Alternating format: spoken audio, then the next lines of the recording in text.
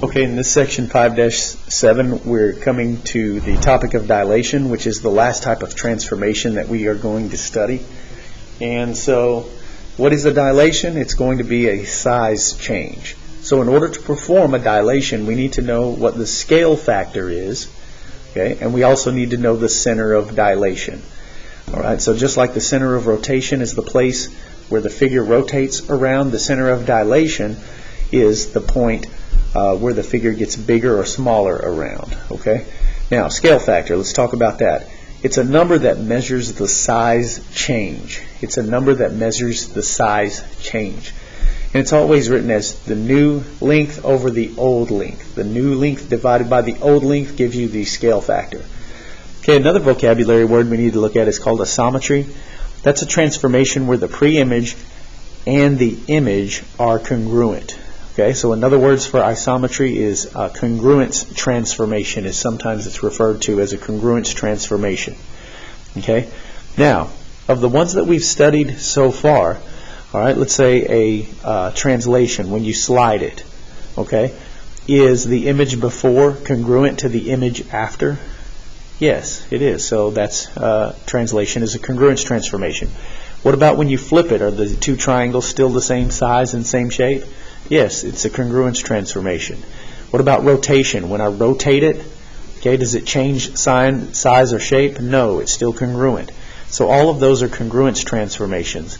Dilation, however, is not an isometry. It's not a congruence transformation because it's a size change. It gets bigger or smaller, right? And so if that's the case, it's not congruent to what it was before. Okay? Now let's actually do a dilation. So let's say on this triangle, okay, we want to perform a dilation, right? We want to perform a dilation with a scale factor of 2 and the center is the origin. Okay? And so I want the usual 3 prime points for the new triangle. So my center is the origin. We locate that first. Now my scale factor is 2. So here is kind of the procedure for performing a dilation. Okay, this is point A, by the way, for performing a dilation. Okay, so in order to perform a dilation, here's how it works. We first want to start, okay, at the center of dilation. And what we want to do is we want to see how far it is over to the point that we're concerned about. Okay, so from the center of dilation over to A is to the left 2 and up 3. Over 2, up 3. Now, my scale factor is 2. So what that means is everything is going to be twice as big as what it was before. Alright, so instead of over 2, I'm going to go over 4. And instead of up 3 for the new point, I'm going to go up 6. Everything is times 2 because my scale factor is 2. Okay, so instead of over 2 and up 3, the new point is going to be over 4, 1, 2, 3, 4, and up 6, 1, 2, 3, 4, 5, and 6. So there's where the new point A prime is going to be. Alright, so everything is twice as big as it was before. What are those coordinates? It's negative 1, 2, 3, 4, and 1, 2, 3, 4, 5, 6. Negative 4, 6 is the new coordinate. Alright. Now here's another thing I want you to notice about the dilations. Okay, the center of dilation, the original point, and the prime point, they should all 3 be collinear.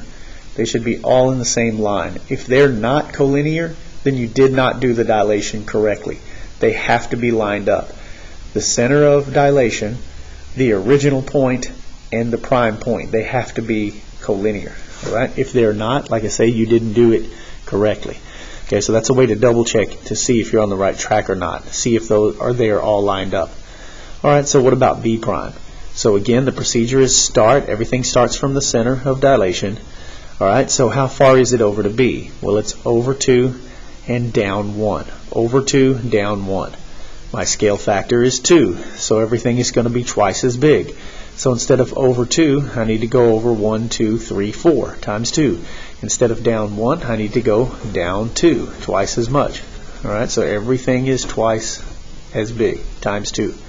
So my B prime is here, and what are those coordinates? It's going to be -4, -2. Alright, -4, -2 is the right coordinate. Now what about for C? How far is C away from the center of dilation? It's over 1 and up 3. So I need to do everything times 2. So over 2 and up 1, 2, 3, 4, 5, and 6. C prime is there. We can now get the coordinates for it. 2, 6. 2, 6 are the correct coordinates now for C prime. Okay? And notice A prime in the center line up, B prime in the center line up, C prime in the center line up. Alright? So they are all in line with each other. I can now draw the new triangle, and that kind of helps us see exactly what's happened here. Okay. Alright, so now we can take a look and we can see that the new triangle is twice as big as the old triangle.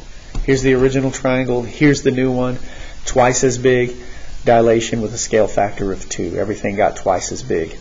Another way you can think about dilation is like on one of those online maps, if you zoom in on this point, that's kind of how dilation behaves. It would get bigger around this point. Okay?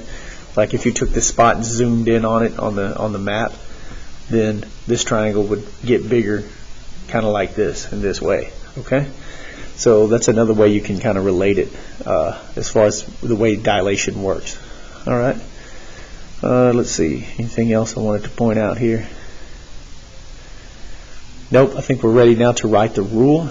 And so again, to write the rule, I want to see what the original coordinates were and what the new coordinates are, and see if there's any type of a correlation. So -2, 3 changed to -4, 6. Well, what do we need to do to change it from -2 to -4? Well, we need to multiply the x times 2. And what do I need to do to change 3 to 6? I need to multiply the y times 2. And so getting the rule in a dilation is actually probably one of the easiest ones, because all you have to do is multiply each coordinate times the scale factor, and you've got it. Okay? Alright, what about this next one now? Let's take a look and see what we've got here. This time, we have our original triangle.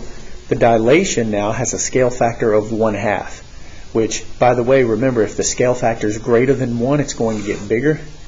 If the scale factor is less than 1, or I should say between 0 and 1, then it's going to get smaller. Okay? The center is still the origin, and we need to find the 3 prime points. Okay? Alright, so my scale factor is 1/2, so my new triangle should be half the size of the original. So let's see what happens here. Here's point A. So again, you want to start at the center of rotation. And where is A with respect to the center? Well, it's to the left 4 and up 4. Left 4, up 4. Remember, what's my scale factor? 1/2, so everything is going to be half the distance. Okay, so instead of over by 4, I need to go over by 2. And instead of up by 4, I need to go up by 2. So instead of over 4, up 4, it's half the distance, over 2, up 2. A prime is there. Once again, still lined up, so I know I'm on the right track. Okay, that's a double check. Make sure that all 3 points are collinear. Okay, so what's the coordinate here? It's going to be -2 and 2. Alright. What about B? Right now, B is over 2 and up 4. Over 2, up 4. So I need to go half as far over, half as far up. So instead of over 2 and up 4, I'm going to go over 1 and up 2. Over 1, up 2. That's my B prime right there. And that coordinate looks to me like 1, 2. Alright. Let's see here. And the next one, we're looking at C prime.